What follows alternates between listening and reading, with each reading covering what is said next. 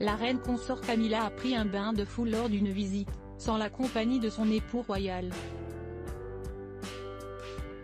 Dans les villes de Basse-et-la-Coque, situées dans le comté de Somerset, dans le sud-ouest du pays. Dans ces deux villes touristiques, la royale avait un emploi du temps chargé, avec plusieurs arrêts au cours desquels elle recevait l'affection de ses sujets, mais dont le moment le plus important consistait en une visite des nouveaux bureaux de la Royal Osteoporosis Society.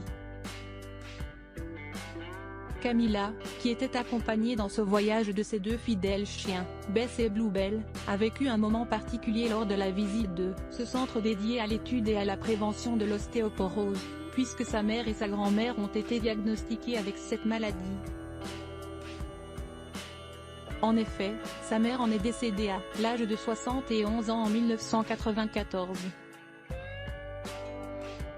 L'ostéoporose est une maladie qui touche particulièrement les femmes et se caractérise par une diminution de la densité osseuse due à la perte de tissu osseux normal, ce qui entraîne une diminution de la résistance de l'os contre les traumatismes, avec l'apparition conséquente de fractures. Une alimentation riche en calcium peut aider à la prévenir.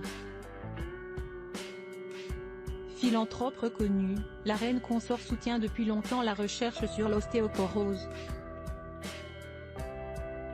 En tant que marraine de la société de 1997 à 2001.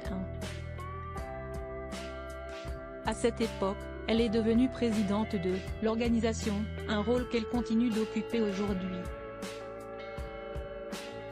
La regrettée reine Elisabeth II a accordé à la société un titre royal en 2018.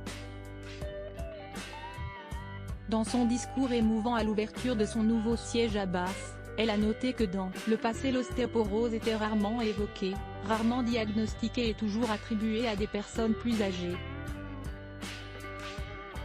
Lorsque ma mère et ma grand-mère ont été diagnostiquées, on leur a dit « Désolé, tu es vieux, on ne peut rien y faire, on peut te donner un analgésique et c'est tout. » Donc, après la mort de ma mère, j'ai cherché à savoir si nous pouvions la faire sortir, et heureusement, les gens parlent davantage d'elle maintenant et les médicaments s'améliorent. Et avec les scanners, nous pouvons la diagnostiquer beaucoup plus rapidement, ce qui change la vie des gens. L'épouse de Charles III a également voulu par ses mots faire passer le message important que tout le monde devrait être testé pour cette maladie.